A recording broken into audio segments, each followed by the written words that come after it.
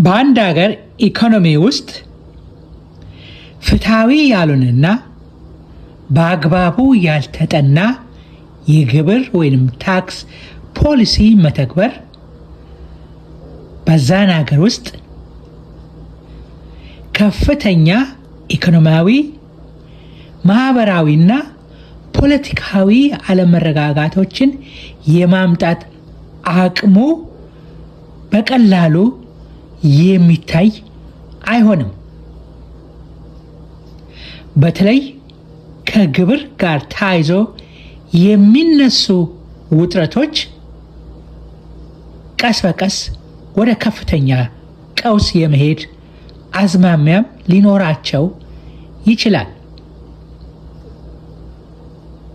ስለዚህ ታክስ ወይንም ግብር የምንለው ነገር ራሱ በአግባቡ ግልጽ የሆነ ፖሊሲ ሆኖ ለሕዝቡ በሚገባው መልክ ለማቅረብ የምጣኔ ሀብት ወይንም ኢኮኖሚክስ በዚህ ዙሪያ ያለውን ትንታኔ በአግባቡ መጀመሪያ ተረድቶ ከዛም ለሕዝቡ ማስረዳት ያስፈልጋል ብዬ አምናለሁ። ምክንያቱም እኔ አንድ የምጣኔ ሀብት ተማሪም ተመራማሪም ከማያቸው እውነታዎችና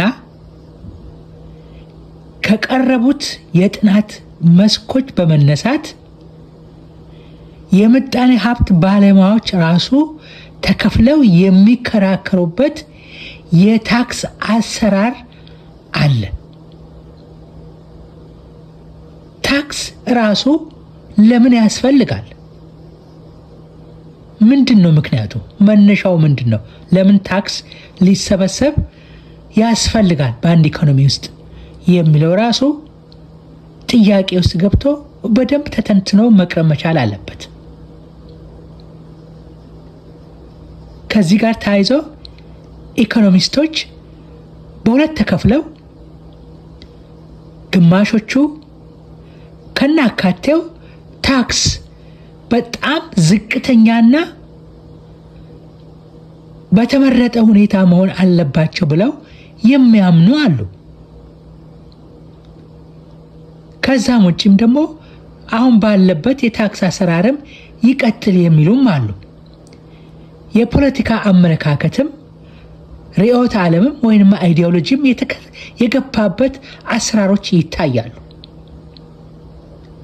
በተለይ ግብር ዝቅተኛ እና እየተመረጠ መሆን አለበት የሚለውን የሚያራምዱት ከፍተኛ ጠቀሜታ ያላቸው ሀሳቦች ውስጣቸው አለ። ይሄንን ግን የሚቀናቀኑ የሚቃወሙ ከጥቅም አንጻር ይሄ ተግባራዊ እንዳይሆን የሚፈልጉ አሉ። እኔ እንደ ባለሙያ ሙያውን ከሚያጠና አካል አኳያ ራሴን ሳይ ይህ ዝቅተኛ ወይንም እየተመረጠ የሚጣለው የግብር ሁኔታ ትክክለኛ ነው ብዬ አምናለሁ። ለዚህም ደግሞ በቂ አስተማማኝ የሆነ የምጣኔ ሀብት ትንታኔዎች ስላሉ ነው። ያንንም ለማቅረብና ሕዝብ ራሱ መፍረድ እንዲችል ለትንታኔ የመጋበዝ ሀሳብ ነው በዚህ መድረክ የመጣሁት። ስለዚህ ይህንን ሀሳብ አንስቶ በግልጽ መዋየትና መፍትሄ ላይ ለመድረስ መድረኩን ክፍት ለማድረግና ለውይይት እንዲመች ለማመቻቸት ሀሳቡን የሚጋሩ የትኛው ኢትዮጵያዊ ሊሳተፍበት ይችላል ብዬ አስባለሁ። ስለዚህ ይሄ ፕሮግራም እንዲደርሳቸው በዚህ ሀሳብ ውስጥ መዋየትም መሳተፍም እንዲያስችላቸው ሰብስክራይብ በማድረግ ሼር በማድረግ ለጓደኞቻችሁ ወይንም ይበልጥ ለሚቀርባቸው ሰዎች ሞያው ለሚቀርባቸው ለሌሎችም ሼር በማድረግ ይህንን ሀሳብ በማስፋፋት ውይይት ላይ ልናቀርበው እንችላለን። በተለይ የተለያዩ ተወዳዳሪ የፖለቲካ ፓርቲዎች በገንዘብ ፖሊሲያቸው ውስጥ ወይንም በፊስካል ፖሊሲም በሞኔታሪ ፖሊሲም ማለትም በገንዘብ ፖሊሲ ውስጥ ወይንም በመንግስት በጀት ፖሊሲ ውስጥም የሚነሱ አነታራኪ አከራካሪ ሀሳቦችን ግልጽ አድርጎ ለማየት የምጣኔ ሀብት ወይም ኢኮኖሚክስ ምን ይላል፣ የተለያዩ አመለካከቶችም ቢኖሩ በተለይ ሁለት ጎላ ያሉ ጎራዎች ተከፍለው ይታያሉ። ከዘመኑ ጋር ታይዞ ደግሞ በተለይ ሞደርን ሞኔታሪ ቲዮሪ የሚባለው በአጭሩ MMT የሚባለው የምጣኔ ሀብት የጥናት ዘርፍ ይሄንን ነገር እንደገና እንዲታይ ይፈልጋል። የበጀት ጉለት የሚባል ማለትም የመንግስት በጀት በፊስካል ፖሊሲው ዙሪያ ስናጠና ምንድን ነው የበጀት ጉለት? ጉለት ሲባል ምን ስለሆነ ነው የሚጎለው የሚለውን ጥያቄ የምናነሳበት። ለምንድን ነው ያን ጥያቄ የምናነሳው? መንግስት ካለው ብቸኛ ሉዓላዊ ስልጣን ውስጥ ኃላፊነት፣ ስልጣን፣ መብት ውስጥ አንዱ በአገሪቷ ውስጥ ገንዘብ የማተምና ስራ ላይ የማዋል ልዩ መብት አለው። ህገ መንግስቱ የሚፈቅድለት ማለት ነው። ከዚህ በመነሳት ከበጀት ጋር ተያይዞ የበጀት ጉለት የመንግስት ወጪ ያስፈልጋል። ብሎም የሚሰበሰቡ ግብሮች ጋር ተያይዞ የሚነሱ አከራካሪ አጨቃጫቂ ትንታኔዎች ጋር ተያይዞ ሰፊ ውይይት ያስፈልጋል። ከዚህ ጋር ተያይዞ ሊመጣ የሚችለው የዋጋ ንረትስ በምን ምክንያት ነው ከዚህ ጋር ተያይዞ የሚነሳው? ይህንን ስናነሳ ስለ ገንዘብም አግባብነት ያለው ትንታኔና ህዝቡ በሚገባው መልክ ማቅረብ ያለብን ይመስለኛል። የሞኔታሪ ፖሊሲውን በተመለከተ ከዚህ ጋር ደግሞ ተነጥለው የማታየው የስራ አጥነት ጉዳይ ነው። በጣም የተያያዘ ነው። ይሄ እንግዲህ በማክሮ ኢኮኖሚ ውስጥ የሚነሱ ጉዳዮች ናቸው። የወለድ ምጣኔ ወይም ኢንተረስት ሬት የምንላቸው፣ የዋጋ ንረት ኢንፍሌሽን የምንለውና ዜጎች በኑሮ ውድነት የሚሰቃዩበት፣ እንደገና እዚህ ውስጥ ደግሞ አያይዘን የምናየው የምንዛሪን በተመለከተ ኤክስቼንጅ ሬት የእኛ ገንዘብ ከውጭው ገንዘብ ጋር የሚለዋወጥበትን ምጣኔ የምንሰራበት፣ እነዚህ የተቆላለፉ ነገሮችን ግልጽ ሙያዊ ትንታኔ። ምክንያቱም አንድ አይነት ወጥ የሆነ ብቻ አይደለም በዚህ ዙሪያ ያለ፣ ባለሙያዎቹ ራሱ ተከፋፍለው የሚከራከሩባቸው አሉ። በተለይ ሞደርን ሞኔታሪ ቲዮሪ ውስጥ የሚቀርቡት ሀሳቦች በተለይ በዚህ ዘመን በጣም ከፍተኛ ትኩረት እያገኙ ነው ያሉት።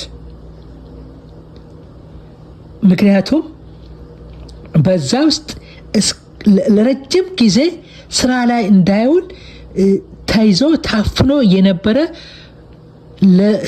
ለዜጎች ለተራው ሕዝብ የሚጠቅሙ ሀሳቦች፣ እይታዎች ያሉበት፣ ለመንግስትም የሚጠቅሙ ነገሮች ያሉበት አሉ። ግን ከርዕዮተ ዓለም ከአይዲዮሎጂ ጋር በተቆላለፈ ሁኔታ ተግባራዊ እንዳይሆኑ የተደረጉበት አጋጣሚዎችም ስላሉ ነው።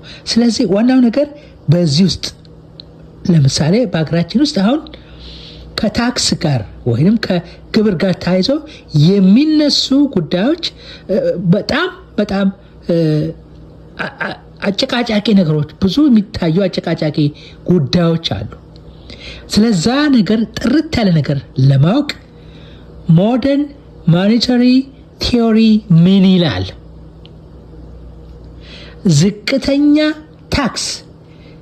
ታክስም ሲደረግ እየተመረጠ የሚለው እንዴት ያዋጣል? መንግስትስ ሌላ አይነት መንገድ እይታን ማየት አይችልም ወይ? ይሄንን የምናይበት መንገድ አለ። መንገዱን በግልጽ ለማየት መድረክ ፈጥረን የምንወያይበት መሆን አለበት። ስለዚህ በዚህ ዙሪያ ለህዝብ ግንዛቤ እንዲሆን ውድድር ውስጥ ላሉትም የተለያዩ የፖለቲካ ፓርቲዎች ፖሊሲያቸው ውስጥ ማየት እንዲችሉ ማስገንዘቢያም እንዲሆን በዚህ ዙሪያ ውይይት እንድናደርግ ያስፈልጋል። ስለዚህ ይህንን መድረክ በደንብ እንድንረዳው ከተፈለገ በዚህ ፕሮግራም ውስጥ መካተት ያሉባቸው ጉዳዮችንም ለማንሳት በጋራ ይህንን ፕሮግራም በጥሞና እንድትከታተሉ እንጋብዛቸዋለን። ትልቅ ጠቀሜታ ስላለው ነው፣ ማየት ስላለብን ነው። ግልጽ ያልሆኑ በተግባር ጠቀሜታ ያላቸው ግን ተዳፍነው የሚቀመጡ አማራጭ ፖሊሲዎች አሉ። በጣም ጠቃሚ ፖሊሲዎች፣ በተለይ ታክስን በከፍተኛ ደረጃ መቀነስ የሚቻልበትና መንግስት የራሱን ወጪ በምን መልኩ ማካካስ እንደሚችል የሚያሳይ ግልጽ የሆነ ሙያዊ ትንታኔ፣ የምጣኔ ሀብት ትንታኔ የምናይበትን ሁኔታ የምንፈጥርበት መሆን አለበት ብለን ነው የምናስበው።